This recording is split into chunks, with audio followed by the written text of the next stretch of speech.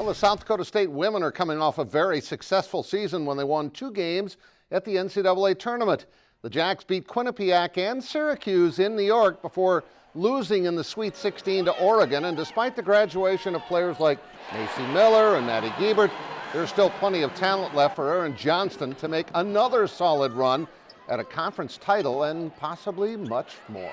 But this year's team will be very different. We graduated some awfully good players, and they need to be recognized for what they did for our program and helping us move forward. But now it's time to move on with this year's team, and we've got a group of women that are hungry, they're excited, they're motivated from what they did in the past, and they're anxious to try and do that again. We've had a really good summer in preseason, just kind of finding roles for each other and how we can best work together to get where we want to be. So it's been fun. The defending champion Jacks are picked second in the league, just behind the Coyotes. So it should be another fun season to watch these 2 teams battle for a Summit League title. A former Jackrabbit and Clark Willow Lake standout Skylar Flatten has been signed by the Miami Heat, which means we might even be seeing him in a Skyforce uniform. Flatten had an outstanding senior season with the Jackrabbits after being granted that extra season of eligibility. They also signed Boo Boo Paulo of the Skyforce. And finally, the Saints have bolstered their running back situation by adding former Lions and South Dakota State back Zach Zenner.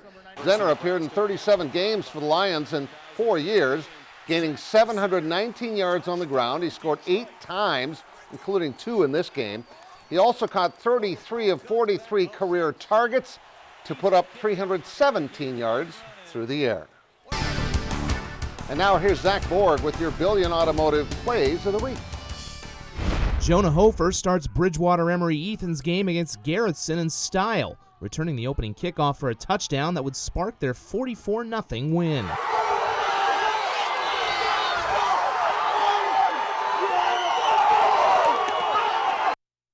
On 4th down, St. Mary's Weston Garretts makes a spectacular grab in the back of the end zone against Coleman Egan. Jabari Gibbs was the catalyst for SDSU's second-half comeback win at Youngstown State with 2 rushing touchdowns and 1 through the air, earning Missouri Valley newcomer and Offensive Player of the Week honors.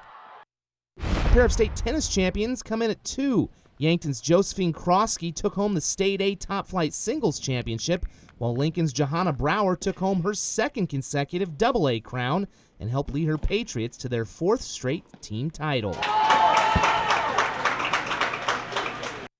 For our top play, we hit the links. Little Wound's Lance Christensen won the State A Boys Golf title, while Roosevelt's Jack Lundeen won the Double-A championship for the 2nd time in his career, also helping the Riders win the team title. And those are your Billion Automotive Plays of the Week. And finally, some disappointing news for former Coyote standout Matt Mooney. The rookie guard was waived earlier this week by the Grizzlies and will join the Memphis Hustle for training camp. Mooney, who played his final season of collegiate ball at Texas Tech, was a member of the All-Big 12 defensive team, averaged 11 points, 3 assists, 3 rebounds, and 2 steals. And hopefully he could end up still in the NBA this year. And that's sports. We'll all be right back.